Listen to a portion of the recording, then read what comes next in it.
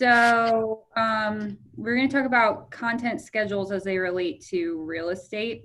Mm-hmm. And the first thing I wanted to touch on with that is just the fact that you've got to have content first, right? So what Mm-hmm. we want to talk about what the different areas of content are for real estate. Mm-hmm. And what I have been using as my cornerstones are listings, buyers, value, personal, and stories. And I'll send these slides over to you too. So for listings, the content that we use throughout the week based on a new listing would be a coming soon, Mm-hmm. a just listed, an open house, an in contract, and a You're sold. going to send these to me. I don't need to take Yep, I'll send it to you. So these are like just the normal ones that we would use around a regular listing. And then for buyers, we have the in contract and sold, but then we also have a wanted post. So that's like, hey, wanted house in Hilliard, 3 bedrooms, 2 baths, blah, blah, blah, have an eager buyer, something like that. The third pillar would be value. So this is where we've talked about before. So you have like a market Monday, a testimony Tuesday, winner Wednesday, tips Thursday, fun Friday, something that's scalable and repeatable, but you're adding value out through your posts. Yeah. So on the personal side, and we can kind of talk about how you want to like mix all this stuff in, but on the personal side, we have things like meme Monday, talk Tuesday, work Wednesday, thirsty Thursday, family Friday. So that would be like every Monday you post a meme. Every Tuesday you post a question that spawns some conversation. Every Wednesday you post something about work. Every Thursday you post something cool about your community or a place that you like to go. Family Fridays, just post something cool about your family, your friends, something cool that you're doing. Throughout all of that, we also layer on top of it stories. So we've broken that down to a motivation Monday. So we'll post on Instagram and Facebook stories a motivating quote. Talk Tuesdays, we'll put that little question box that they have in there and we'll ask a question to get conversations going. Winning Wednesday, we'll do like a win for the week, something awesome that happened. Again, with Thirsty Thursday, it's, you know, where's a cool place to hang out? Let's advertise this bar or this restaurant or whatever. And then Fun Friday, what's happening in the community over the weekend. So Kate will go in because Kate's doing all of our posting and she'll kind of check this out every week and see what's going to fit with the week ahead. And then she also goes in and we have like a little list of easy hacks. So these are things you could post about that are just easy things. So like holidays, birthdays, you can come up with weekly themes. So if you want to have like a taco week or you know, something like that where you're posting recipes, whatever. And then seasonal. So school starting, school ending, summertime, any of that kind of stuff, COVID, you know, like it just, you can kind of like just add some easy posts to it. So we keep these all straight through a template. So I actually have a book that has every single week in it. And I can write down, I go in on Sundays and I write down what I'm going to post about. I've kind of gotten to the point now where it's just so systematic that I just go in and do it. However, if you want to get yourself organized, it's a really good way. And I can send you this template too. So you're just going to put in like this week, if you have a theme going on, you can put that in. And then each day, what are you going to post about? This just makes it super simple to be able to just go in and take your picture, do your post. So you don't have to overthink it. You're not going to get stuck. You already know what's happening and you can reuse this stuff. You know, like if you have posted some stuff first quarter, maybe about like tips and strategies for getting your house prepped for a listing, you could use it again next year. Like you can just pull this out, do your whole plan again. Some people do these plans out an entire year. I don't have the patience for it, quite frankly. So I do a week at a time, a month at a time is good. You don't have to post every day. If you think you just want to do Monday, Wednesday, Friday, just put what you want to post about. Maybe you do one thing about work, one thing about personal, or one thing about listings and one thing about buyers, something like that. I had put in here that you should post every day, make it part of your schedule. But if your schedule is 3 times a week, just make it systematically 3 times a week, every week, so that you know exactly what you're doing and don't paralyze yourself. So I've sat there in front of the screen wondering what to post forever and just didn't post anything. So when all else fails, just post something. However, I do encourage that you take the time to plan that out using those templates. So um, that was like the very quick 5-minute one. What do you want to dig into with this stuff? Like, are you getting hung up on anything when you're doing your posts, or what's that look like for you? I think the for me, it's I need structure. So having this planned out is great for me. But for me, getting the content to post, um, because like if I were to take your template and do exactly what you did, um, having the fun Fridays and Mm-hmm. uh, all of that, I don't do a whole lot, so it's like And that's just like okay. and That's yeah, totally cool. yeah. So that kind of stuff, getting the content, like I can get market updates, I can get. Yep. I don't have a whole lot of listings, so there's not going to be constant listing content for me to post all the time. Yeah. So Now, we hopefully that's not the case forever, but we do our just like the Monday, Tuesday, Wednesday, Thursday, Friday. Like this is what we do. So we have like the marketing on Monday. We do takeout Tuesday now. We have one thing a day that we post about, and then layered on top of that is the listing stuff and the buyer stuff, because that's more of like the advertising and getting all of that out. So it's not a huge deal if you don't have a ton of listings right now. In order to get more information out about you and your business, it doesn't always have to be the listings, so you're okay. My suggestion would be to write down like a list of like marketing facts that might be interesting for people. Your testimonies, you're just going to get those reviews from your Facebook and Zillow, so you can totally just screenshot them and put them in there, and that goes a long way. So if you want to do like a winner Wednesday, like what would be a win for you during the week? Or maybe it's like a buyer closing, or maybe you guys saw a really cool house, or it could really be anything that's real estate related, honestly. Just fill in the blank. Um, for your Fridays, so what we used to do was just make a list of the events that were coming up over the weekend, and we would pick some one or two or three and post about that. And it's just where do you get your information about the events? we got them from Columbus Underground. Columbus Underground, yeah. Yep. So obviously that's a little bit limited with COVID. However, maybe you can like, instead of Fun Friday, maybe you can do Fact Friday or like something like that, where it's like Yeah. something different.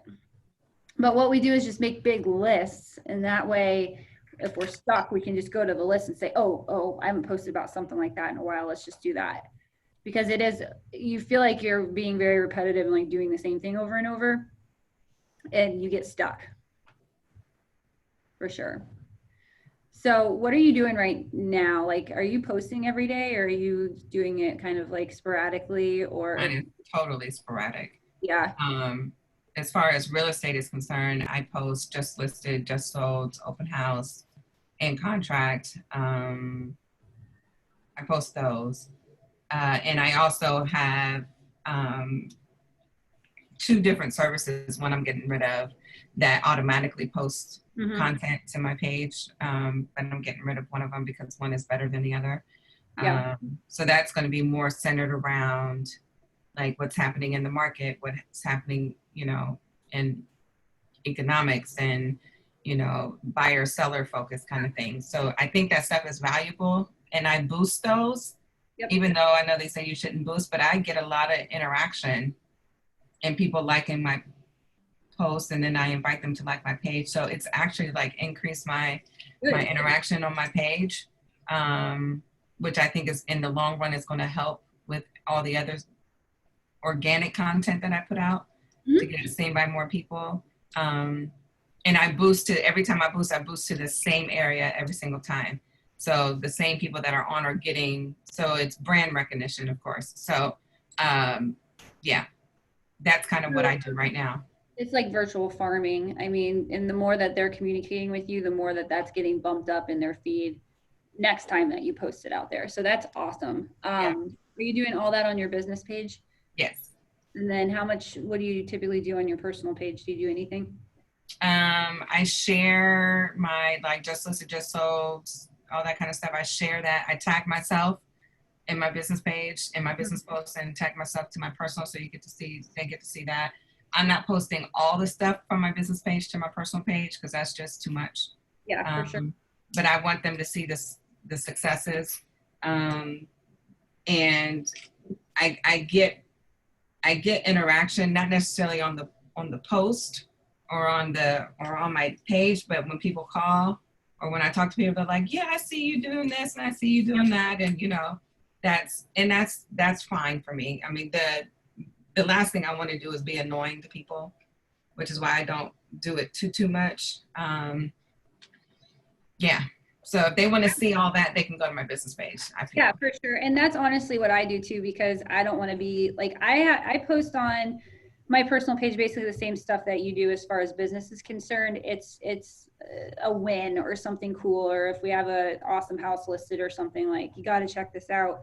If I'm personally doing an open house, I'll put it on there or something like that. But I try not to overwhelm with it, because it is a lot, and I do have the connected business page. So I think you're right on with that for sure. I think I just need to get systematic with everything else. And I also want to increase the amount of organic content that I create myself that gets posted that is real estate related.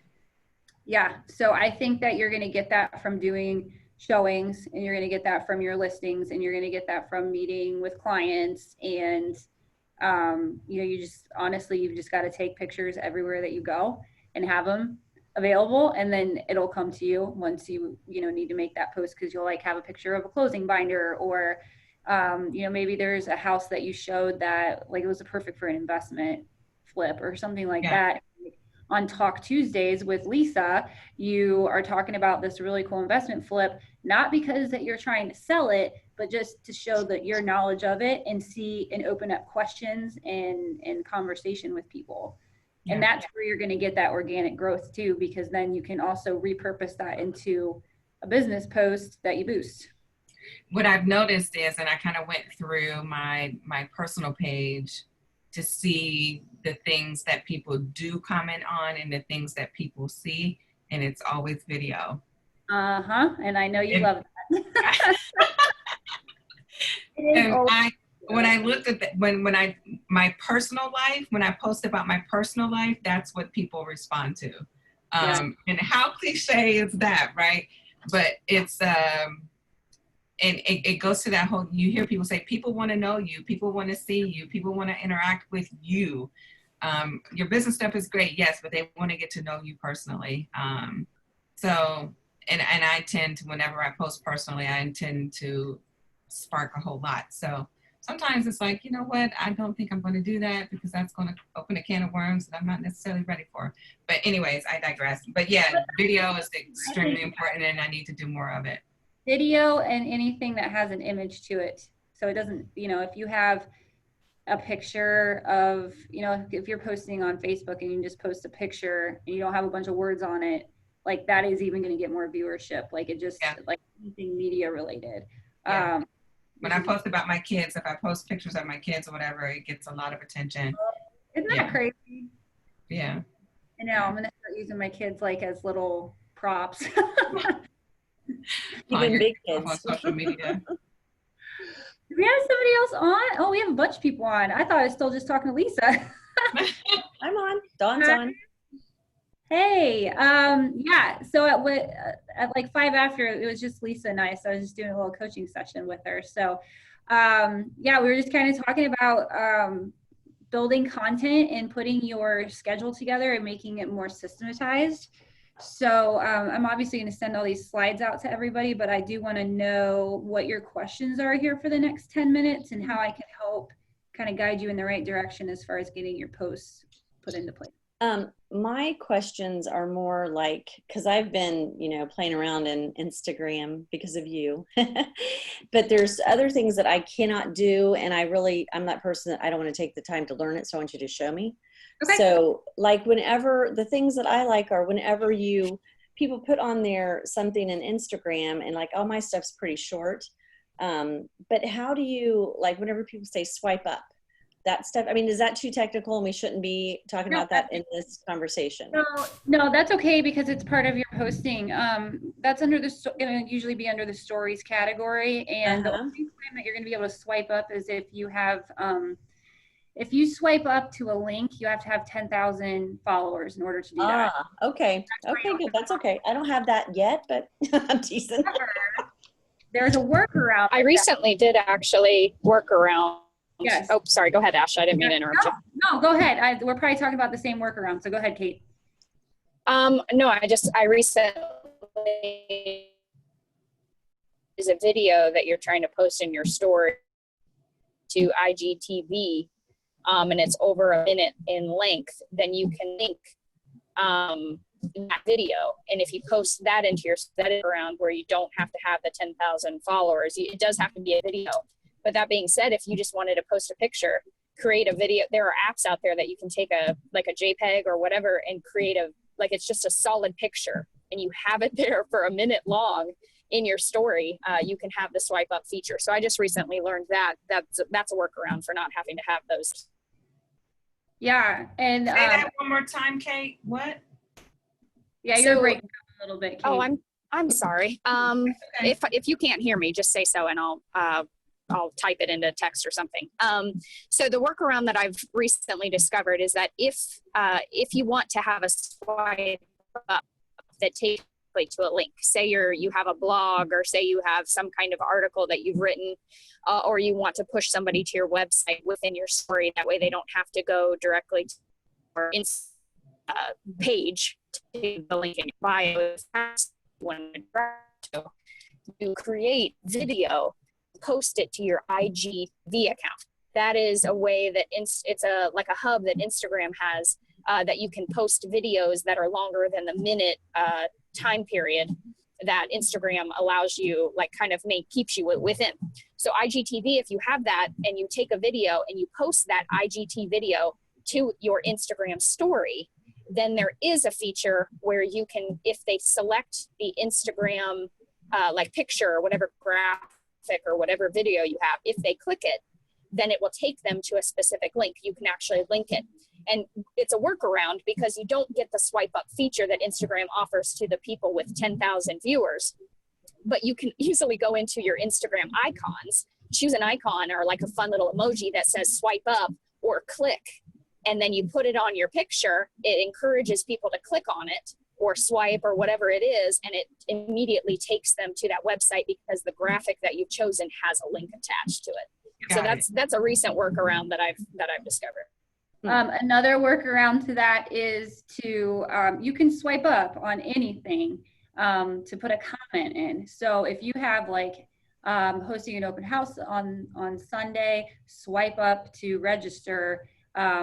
Swipe up and put your name and email address to register. It'll go to your direct message. So they're still able to communicate with you that way, and then you can just get that information out to them.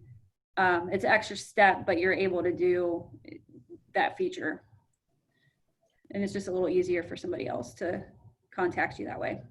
And then let's see, can't you do like a yes or no, like select yes or no when you're I'm looking at stories still in Instagram. Isn't there a way, right? If you're doing I don't know if I want to say a contest or a poll, whatever, is there a way to do that on the Instagram story? Yeah, you would just put, when you go to where the gifts and everything are, you just pick poll. And then when you click on the poll, you can put got it. Yes or no, or whatever you want to put in there. Good deal. Okay, good. And then anytime that you get a response in there, it'll pop up and you'll be able to look and see how many people participated. And a really good practice to get people to continue, to add to your organic following, is to go in and just comment on whatever they said. If it's like, do you like apple pie or cherry pie? And they say apple pie, oh, I love apple pie. That's so cool, blah, blah, blah. Or if they say cherry pie, what's your favorite kind?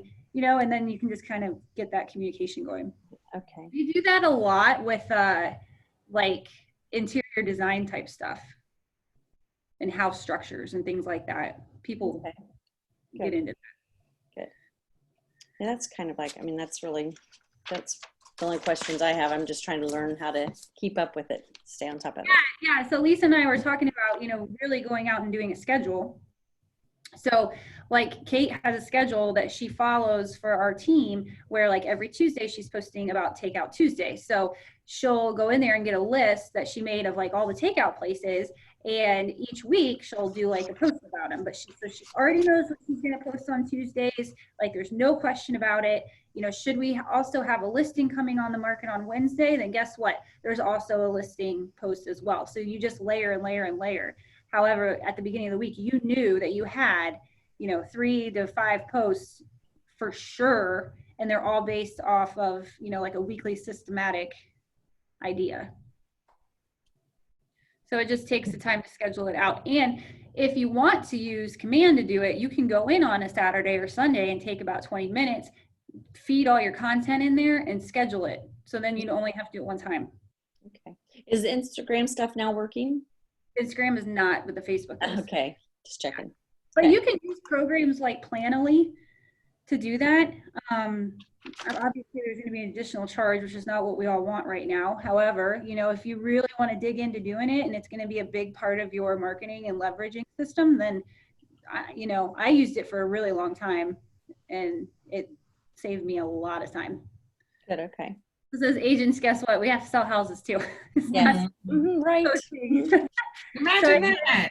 I know, I try to leverage my time, but like today I'm at a listing appointment and I asked them, I'm like, your house is, your landscaping is gorgeous. Do you mind if I take pictures of your flowers and just kind of like, because I post a lot of stuff on Instagram for our team and for beautiful houses that are in the neighborhood, do you mind? And they're like, no, God, no, that's completely fine. So now I just killed 2 birds with 1 stone because I got pictures done. I don't know when I'm going to use them, but now I have them. Good. That's good.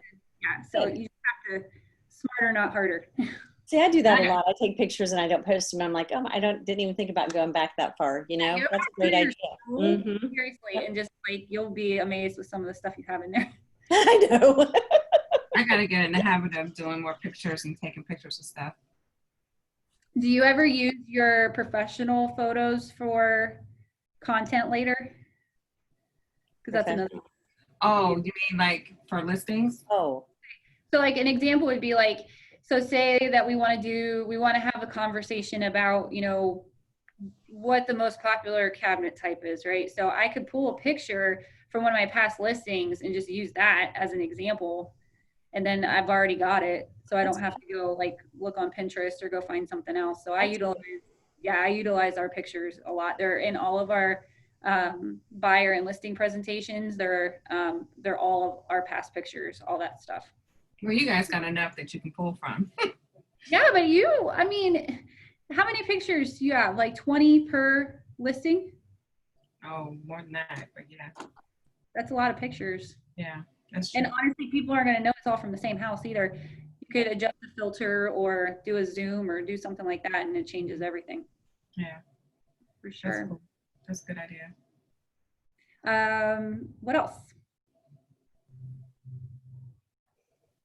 How do you feel about whenever you, so like I like the stories because I kind of like think like Lisa, it's like people are looking at that, people look at that stuff, a lot of people, and they may not see your the post on your Facebook page. Mm-hmm. So are you, because I think I see where maybe you'll put something on your personal page and then you'll add it to the story. So do you think that's like okay, or do you know what I mean?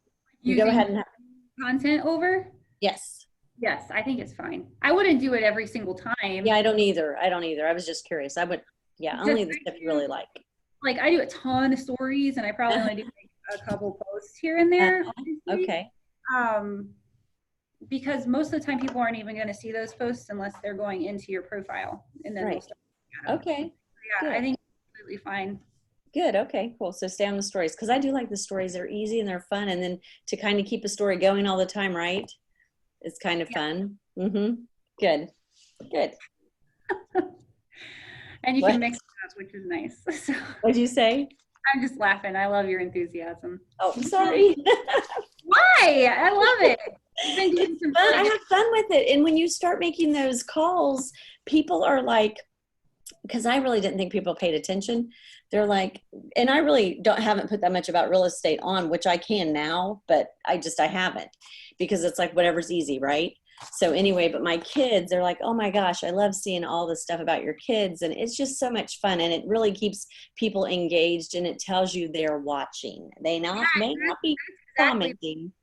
That's exactly what Lisa said too. And they know, and like I don't know if you all remember, but Marsh Home Group used to have like a kind of like a vlog episode spinoff of House Hunters. And I could not believe the amount of people that we would run into, like at hockey practice or, at a restaurant or something that's like, oh my gosh, I saw your episode. And it's like, that's funny. Like, that's crazy. Like I could kick myself for us stopping that. So no kidding, right?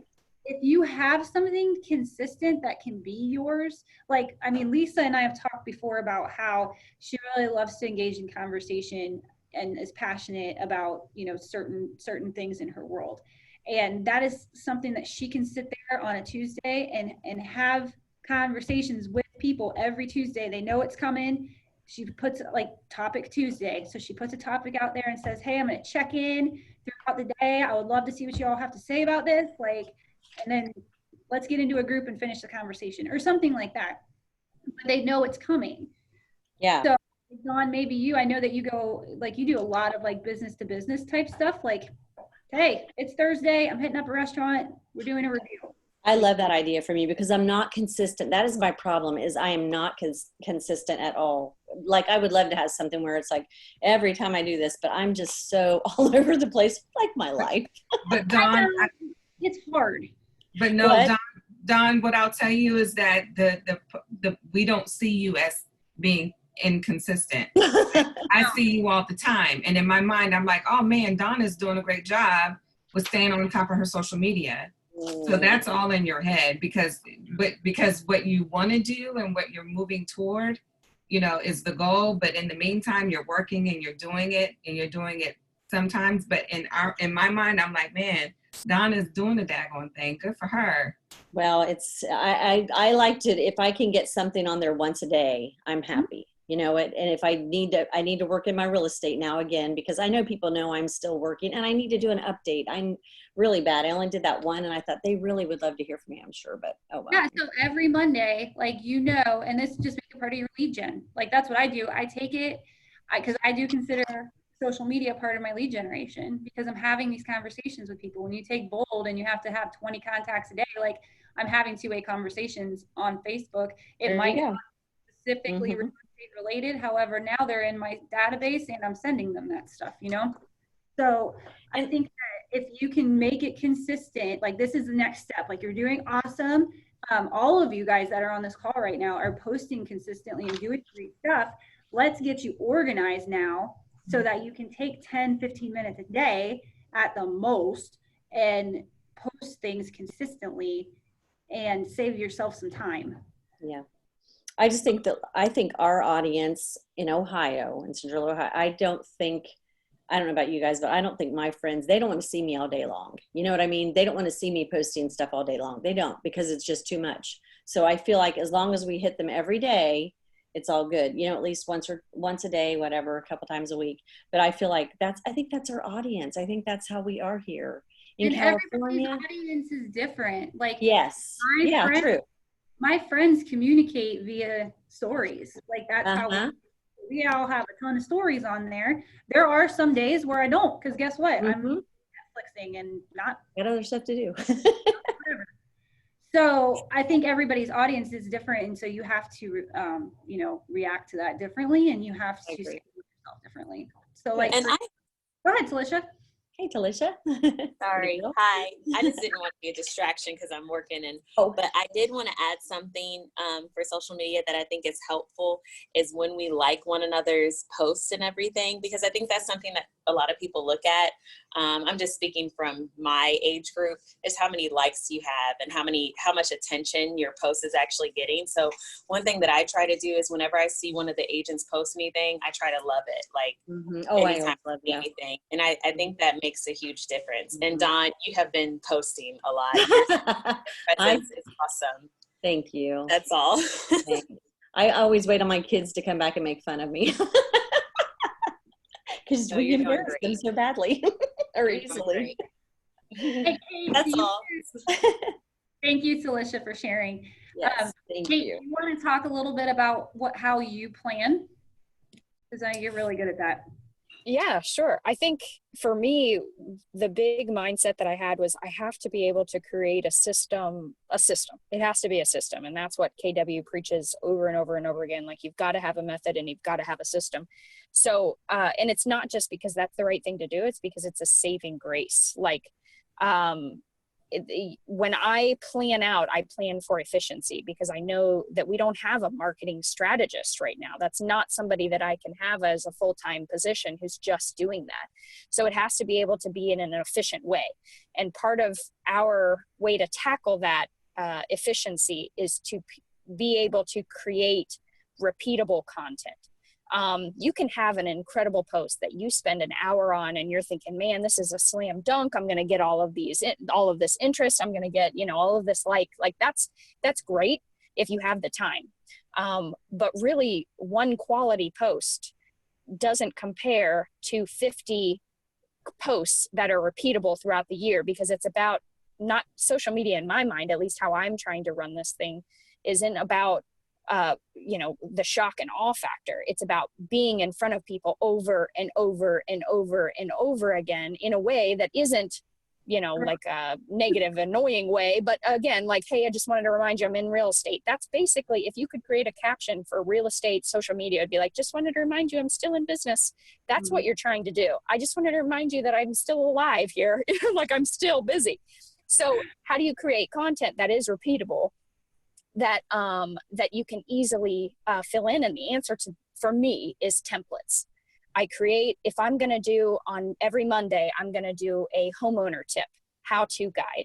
Then you better believe that I'm in Canva or I'm in Command and I'm creating a story template that every Monday, all I have to do is put in a couple pieces of information into this template, put in a couple pictures, and I'm done. And it takes me 5 minutes because I've already got the plan set. I've already got the template.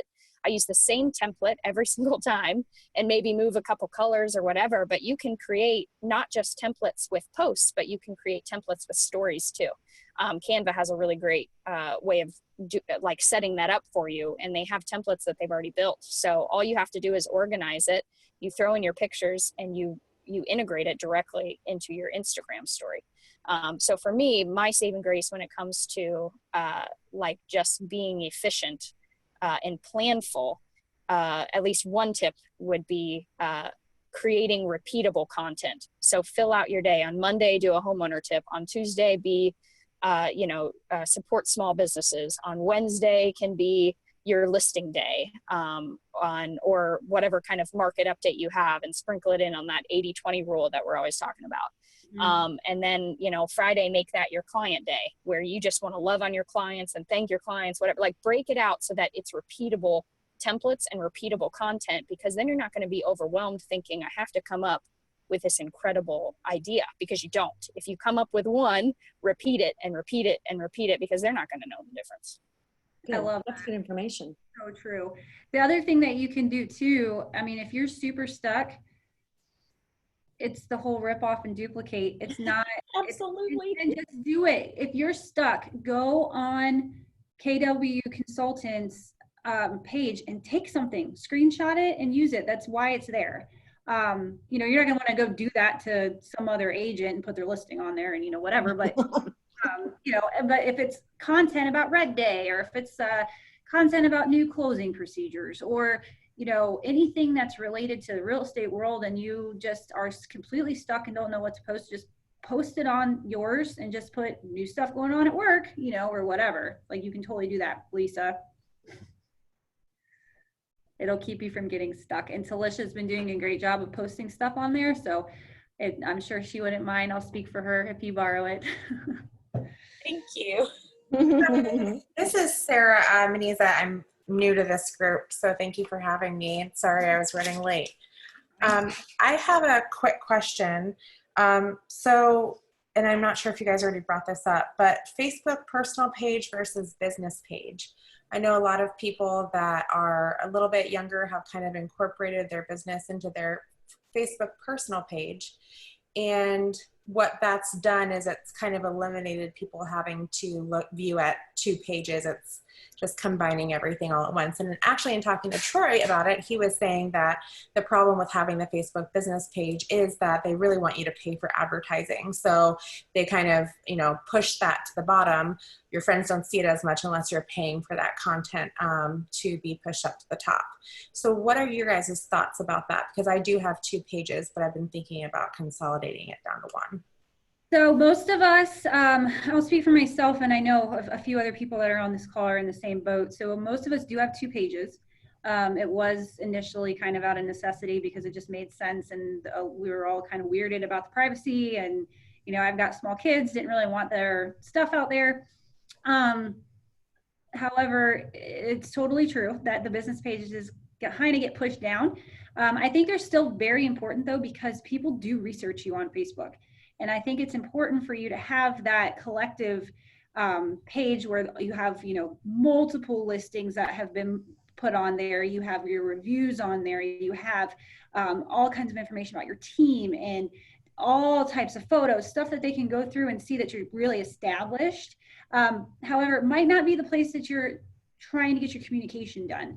So what I typically do is whenever I have a new listing, or if I have like a big market stat or something like that, I would post it on my business page and then share it over to my personal page.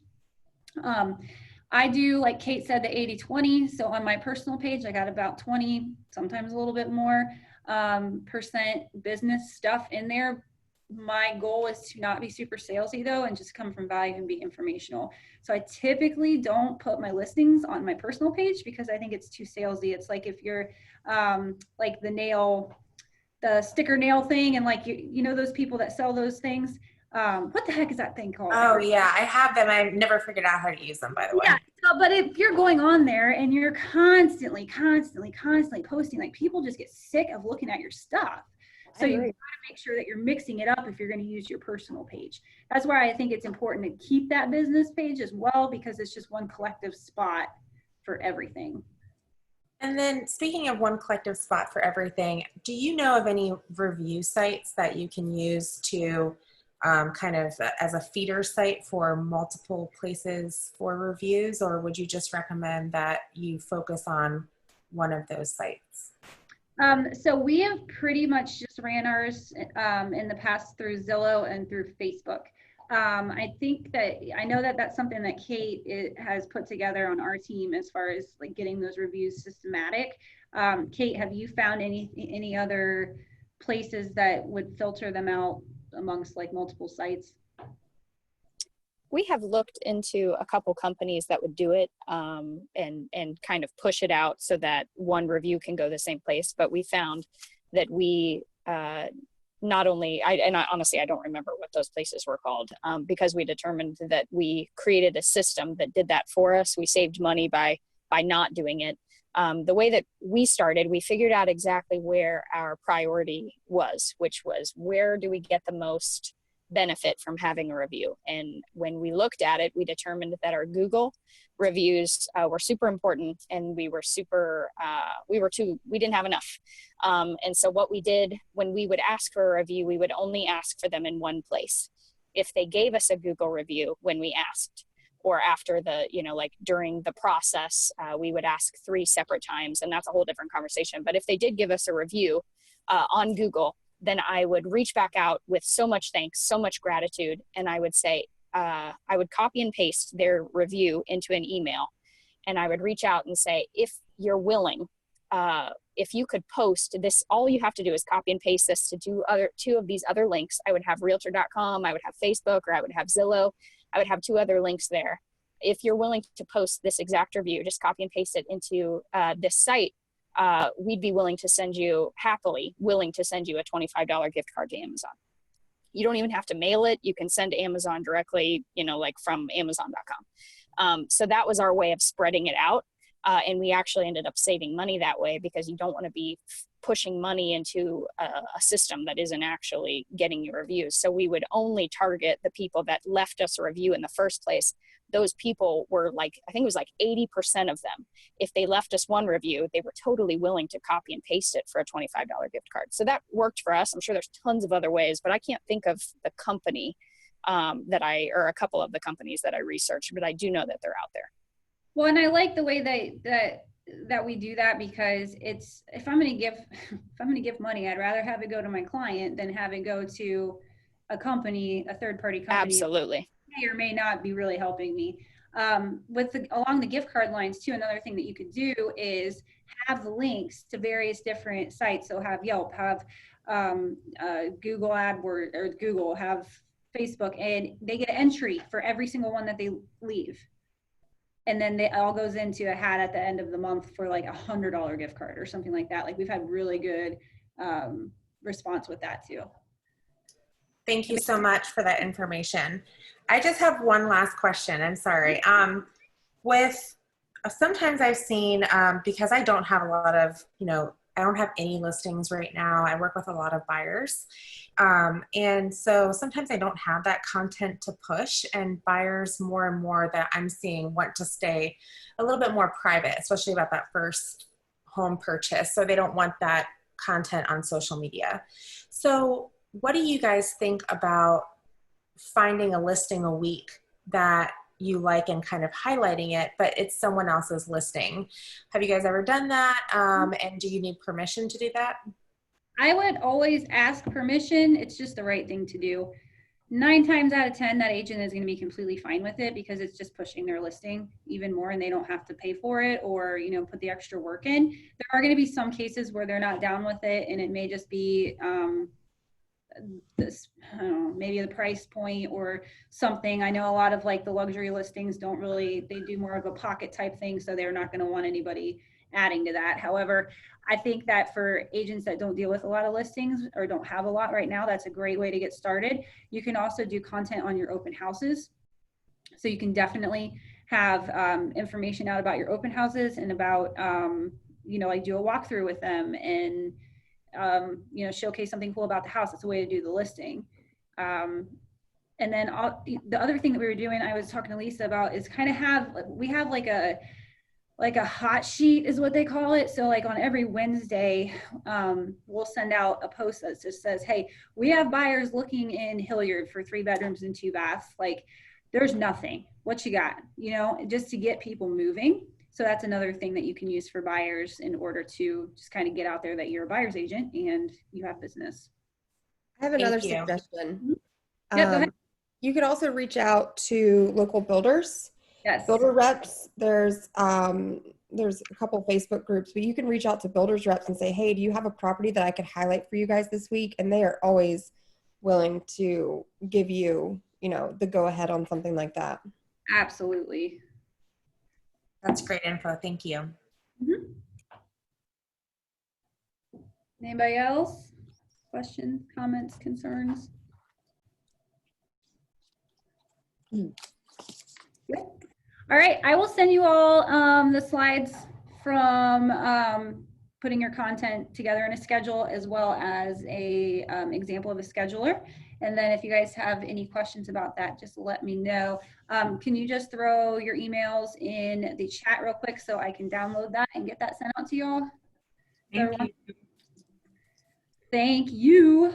Hey, Ashley, I have a quick question for you before you hang up.